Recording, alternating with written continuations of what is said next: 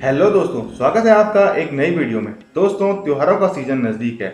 सभी लोग त्योहारों की तैयारी में लगे होंगे और उत्साहित होंगे, खासकर कि धनतेरस के लिए, क्योंकि इस दिन लोग बहुत सारी खरीदारी करते हैं। खासकर कि नए बर्तनों और नए सोने चांदी के गहनों और सिक्कों की खरीदारी तो आवश्यक रूप से करते हैं। दोस्तों, धनतेरस का एक अलग महत्व होता है, लेकिन बहुत कम लोगों को इसके बारे में पता होता है। तो दोस्तों, आज हम आपको धनतेरस के महत्व के बारे में बताने वाले हैं कि धनतेरस क्यों मनाया जाता है और लोगों के मन में इसके लिए क्या गलतफहमी है। तो चलिए आज की वीडियो शुरू करते हैं। शास्त्रों के मुताबिक समुद्र मंथन के दौरान कार्तिक माह की कृष्ण पक्ष की त्रयोदशी पर भगवान धन्वंतरी हाथों में कलश लिए समुद्र से प्रकट हुए थे। भगवान धन्वंतरी को भगवान विष्णु का अंश अवतार माना जाता है। भगवान धन्वंतरी के प्रकट होने के उपलक्ष्य में ही हिंदू धर्म में धनतेरस का त्योहार मनाया जाता है। ऐसी मान्यता है कि सृष्टि में चिकित्सा विज्ञान के विस्तार के लिए ही भगवान विष्णु ने धन्वंतरी का अवतार में जन्म लिया था। शास्त्रों के अनुसार भगवान धन्वंतरी देवताओं के वैद्य हैं। इनकी पूजा से आरोग्य, सुख यानी स्वास्थ्य लाभ मिलता है। धन्वंतरी के प्रकट होने के उपलक्ष्य में ही हर साल कार्तिक माह की कृष्ण त्रयोदशी के दिन धनतेरस का त्योहार मनाया जाता है। वही कहा जाता है कि भगवान धन्वंतरी के उत्पन्न होने के 2 दिन बाद देवी लक्ष्मी प्रकट हुई थी। इसीलिए धनतेरस के 2 दिन बाद दीपावली का पर्व मनाया जाता है। इसलिए यह पर्व धन के साथ स्वास्थ्य से भी जुड़ा हुआ है। धनतेरस का पर्व धन और आरोग्य से जुड़ा हुआ है। धन के लिए इस दिन कुबेर की पूजा की जाती है और आरोग्य के लिए धन्वंतरी की पूजा की जाती है। इस दिन मूल्यवान धातुओं, नए बर्तनों और आभूषणों की खरीदारी का विधान होता है। धनतेरस पर वाहन, घर, संपत्ति, सोना चांदी, बर्तन, कपड़े, धनिया, झाड़ू आदि खरीदने का महत्व होता है। इस पावन दिन झाड़ू खरीदने से माँ लक्ष्मी की विशेष कृपा होती है।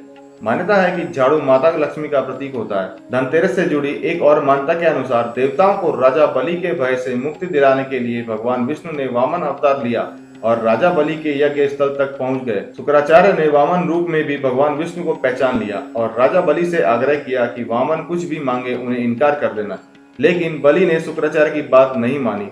भगवान वामन द्वारा मांगी गई 3 पग भूमि दान करने के लिए कमंडल से जल लेकर संकल्प लेने लगे। बलि को दान करने से रोकने के लिए शुक्राचार्य राजा बलि के कमंडल में लघु रूप में धारण करके प्रवेश कर गए, जिसकी वजह से कमंडल से जल निकलने का मार्ग बंद हो गया। वामन अवतार में भगवान विष्णु शुक्राचार्य की चाल को समझ गए और भगवान वामन ने अपने हाथ में रखे हुए कुशा को कमंडल में ऐसा रखा कि शुक्राचार्य की एक आंख फूट गई। शुक्राचार्य झटपटा कर कमंडल से निकल आए। बलि ने संकल्प लेकर 3 पग भूमि दान कर दी। इसके बाद भगवान वामन ने अपने एक पैर से संपूर्ण पृथ्वी को नाप लिया और दूसरे पैर से अंतरिक्ष को।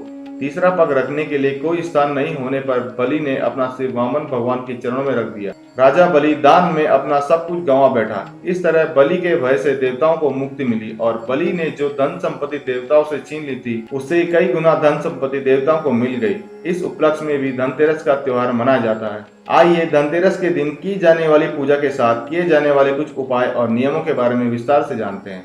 धनतेरस के दिन कुछ चीजों को घर में खरीद कर लाना बेहद शुभ माना जाता है। मान्यता है कि धनतेरस के दिन यदि तमाम नई चीजों के साथ झाड़ू खरीद कर लाई जाए तो उससे घर की गरीबी और नकारात्मकता दूर होती है। हिंदू धर्म में 30 त्योहार पर पूजा पाठ के साथ दान का बड़ा महत्व होता है। ऐसे में धनतेरस के दिन शुभता के लिए नई चीजों को खरीदने के साथ साथ अन्न, वस्त्र आदि का दान भी करें।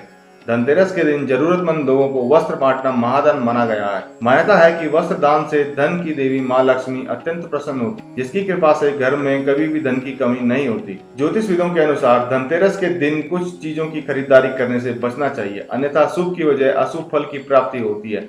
मान्यता है कि धनतेरस पर कांच, चीनी मिट्टी और लोहे के बर्तन नहीं खरीदने चाहिए। धनतेरस के दिन ना तो किसी से उधार लेना चाहिए और ना ही देना चाहिए। इसी प्रकार यदि किसी से धन का लेन देन करना हो तो पहले ही कर लेना चाहिए। मान्यता है कि धनतेरस के दिन धन के लेन देन से माँ लक्ष्मी रुष्ट हो जाती है, जिससे व्यक्ति की आर्थिक वृद्धि रुक जाती है और उसके पास धन नहीं टिकता। धनतेरस के दिन ही भगवान धन्वंतरी का जन्म हुआ था। ऐसे में इस दिन उनका आशीर्वाद पाने के लिए विशेष रूप से पूजा करें और साथ में यम देवता के नाम अपने घर के बाहर चौमुखा दिया जलाएं। तो ये थी कुछ जानकारी धनतेरस के बारे में। अगर आपको ये जानकारी अच्छी लगी हो तो प्लीज वीडियो लाइक करना, कमेंट करना और चैनल सब्सक्राइब करना न भूलना। धन्यवाद।